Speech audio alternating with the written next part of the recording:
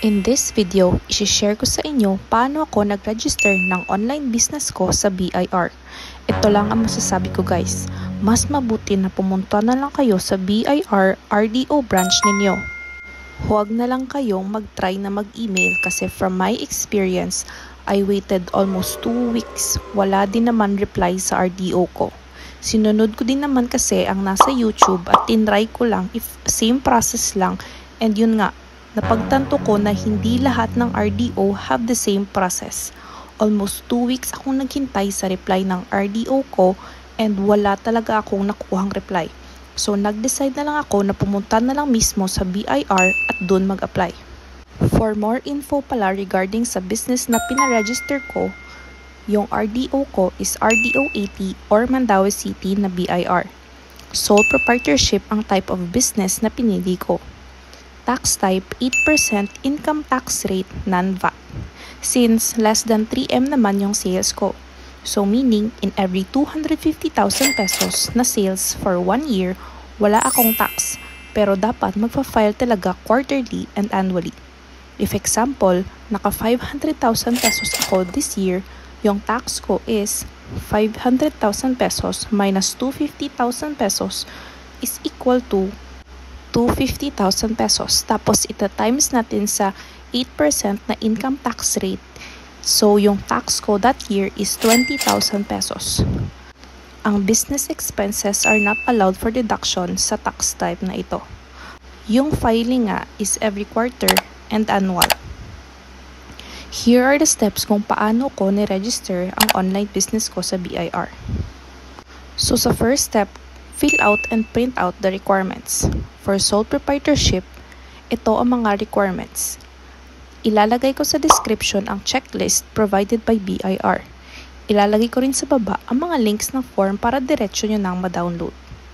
So, fill out and print out 2 copies of BIR Form 1901.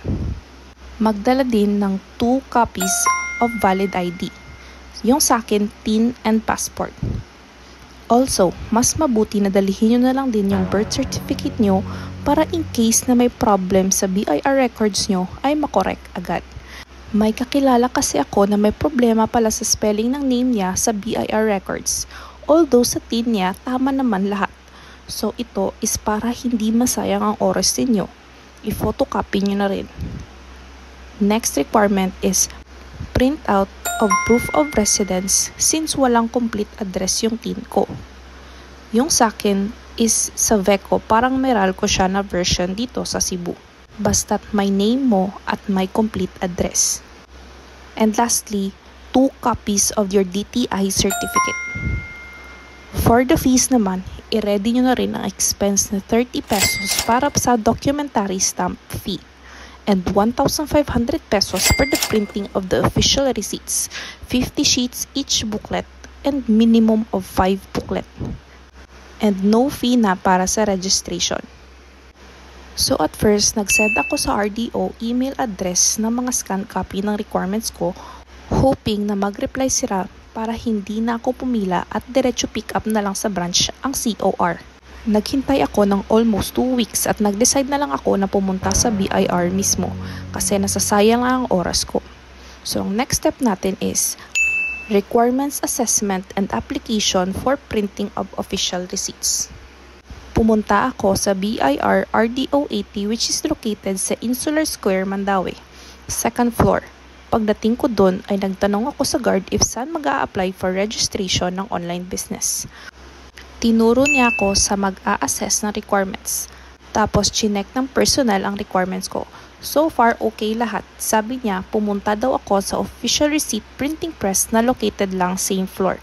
Since wala naman daw akong designated na printing press, kaya pinapunta na lang ako sa BIR affiliated na printing press. Binigay ko ang 1901 sa printing press at finilapan nila ang part na ito, part 7.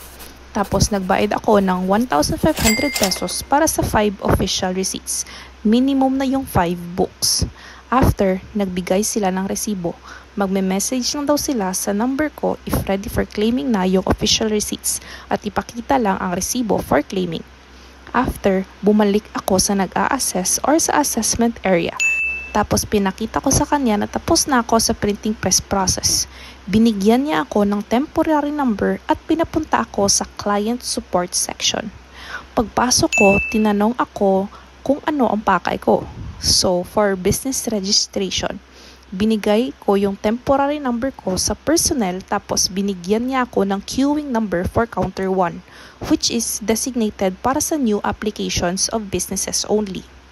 So, sa next step na tayo, sa application for registration. So, 2.5 hours akong naghintay bago ako tawagin ng counter 1. Nung tinawag na ako sa counter, binigay ko ang requirements ko at may konting interview. Nagtanong yung officer if anong tax type ang pipiliin ko. Tapos sabi ko, 8% non-VAT. Nagtanong din siya if saan ako nang bibenta. Sabi ko, sa Shopee. Matagal na ba daw yung business ko? Sabi ko, opo, pero sideline lang. Sabi niya, hindi naman po over 3M yung sales nyo, no? Sabi ko, hindi po. Pwede ko pong ipakita sa inyo ang income namin sa Shopee. Sabi ng officer, no need na. Tapos, in-input na niya sa system at binigay yung documents ko sa ibang counter for verification. Nag-wait ako around 30 minutes. Umupo muna ako sa front seats while naghihintay. So, after 30 minutes, tinawag ako sa counter 2 para magbayad ng documentary stamp na 30 pesos. Tapos, nirelease na yung COR copy which is 2 pages, itong green na BIR certificate yata, copy ng BIR form 1901 with the checklist na at attachment na nandito may pirma nila, and yung BIR form 1921 na authority to print na ibibigay sa printing press. Tapos, bumalik ako sa printing press at binigay yung BIR form 1921 na approve na ang business registration ko at ito na ang go signal na pwede na silang mag-print. After neto, scan nyo na lang yung COR tapos upload nyo sa Shopee. Dito sa Shopee information, tapos business information, upload nyo dito sa BIR Certificate of Registration. Regarding sa resibo, nag-text yung printing press sa akin after 1 week na pwede nang i-claim ang mga resibo, and ayun nga, kinuha ko na. And that's all. Ang masasabi ko lang, iba-iba talaga ang process ng filing sa BIR depende sa RDO. Iba, pwede yung email tapos collect mo na lang yung mga COR or documents mo. Sa case ko naman, pumunta na lang talaga ako sa branch kasi hindi sila nagre-reply. Kasi sabi ng officer, wala naman daw instruction sa kanila na mag-i-email daw ang applicant pag nagre-register. Total expenses for BIR registration is 1,530 pesos. Kailangan nyo talaga maglaan ng 1 day para sa BIR registration kasi depende sa dami ng tao ang linya.